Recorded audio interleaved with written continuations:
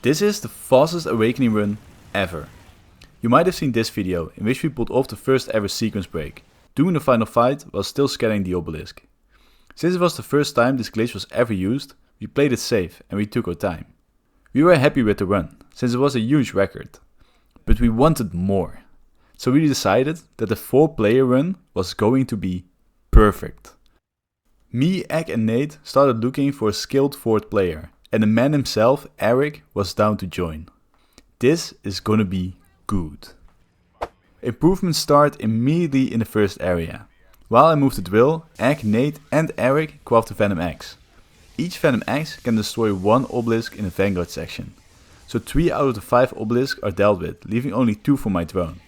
Each obelisk takes about 15 seconds to be destroyed by my drone. So having 3 already destroyed saves about 45 seconds. But we did not stop here. By making the Venom Axe 3 times, we ran out of red boxes in the first area. But in the second area, there are more. So before even finishing the first area, Egg and Nate clipped to the second area using portable turret clipping. Using red boxes of the second area, they both craft venom grenades, which are able to deal damage to the obelisk. You get 5 when you craft a set, so in total we have 10. It takes about 8 to destroy an obelisk, which means I only have to destroy 1 with my drone, saving another 15 seconds. So prepare for the fastest Vanguard section you will ever see in your life. So the last life ends and I hop on my drone and start destroying my 1 obelisk. In the meantime, 3 other obelisks are getting demolished by the Venom Axe. I destroy my obelisk and turn around and see this beautiful sight. Egg and Nate both throwing grenades and Eric just mowing down with a chainsaw. The obelisk doesn't even last for a second. Fastest first area I have ever played. Let's do the same for the second area. We already used 15 red boxes, but there are still 9 left. 3 in the second area and 6 in the third area. Eric crafts another set of venom grenades. Egg still had 2 left from the first area, so we have 7 in totals, almost enough to destroy a whole obelisk. Egg, Nate and Eric also restocked their Venom Axe ammo. So in this area my crew is again ready to destroy 4 out of the 5 obelisks, another minute time save. There are still 6 red boxes left in the third area and we need those for the 2 hypno traps to perform the sequence break. So Egg and Nate both grab the hypno trap schematic and portable turret clip to the third area. Here they need to find all the remaining red boxes. And they were totally able to do this by themselves and I did not need to help them at all. Now Egg and Nate are ready to go to the final fight and set up the sequence break. But I also need them to destroy the obelisk in the second area. So Egg and Nate clip back to the second area and we are ready for another extremely fast Vanguard section. I hop on the drone and again destroy my 1 obelisk, while the others use their Venom Axe. When it is destroyed, I turn around and shoot a few bullets at the last obelisk, which is also getting hit with a lot of venom nades. And now we are ready to go to the last area. This is where the run gets really crazy. Egg and Nate still need to get to the final fight and set up the sequence break.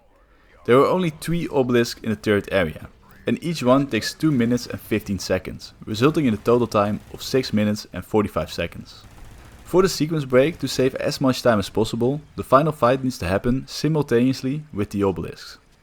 This means that Egg and Nate only have 2 minutes and 45 seconds to start it. In this time they have to do the most impossible strafe jump I have ever done and clip through all 4 gates.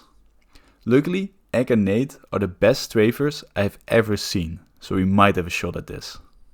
They need to be fast while not messing up a single thing, and their time starts now.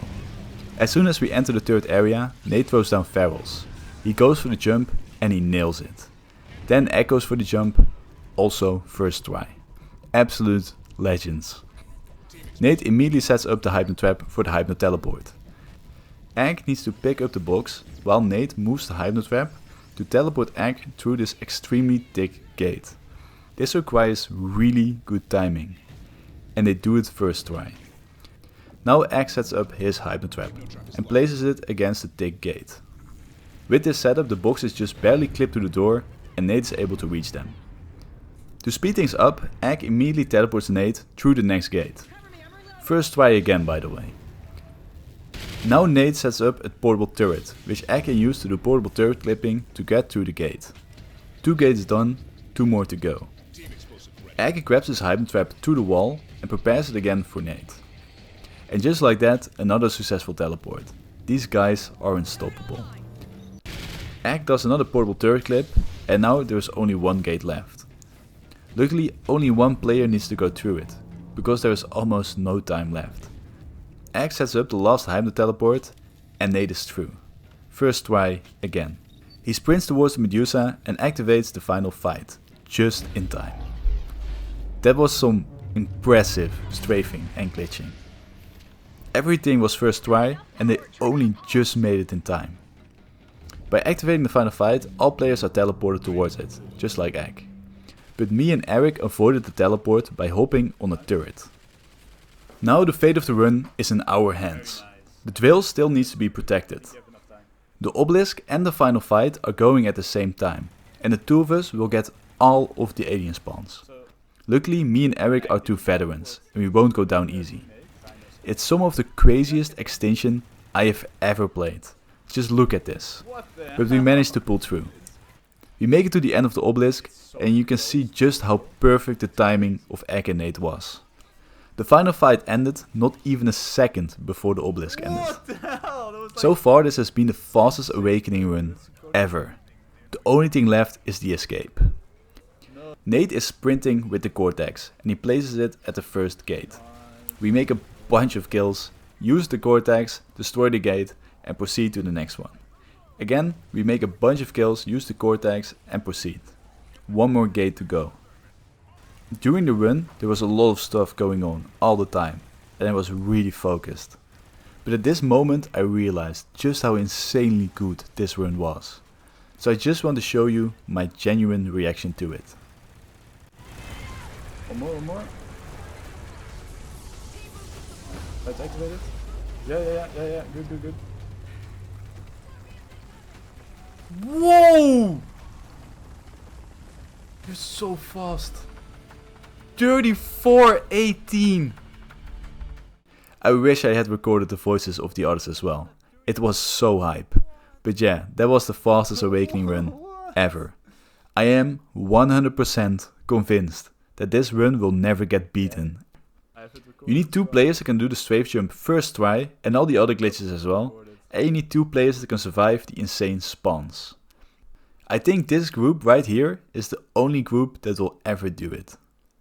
If you want more details on the glitches used in this run, I explain them all in more detail in the 3-player speedrun, which is on screen right now. If you want to see the full run from my or X's perspective, you can find the link in the description. Also, if you made it this far, like, subscribe and leave a comment. It's good for the YouTube algorithm. Bye guys.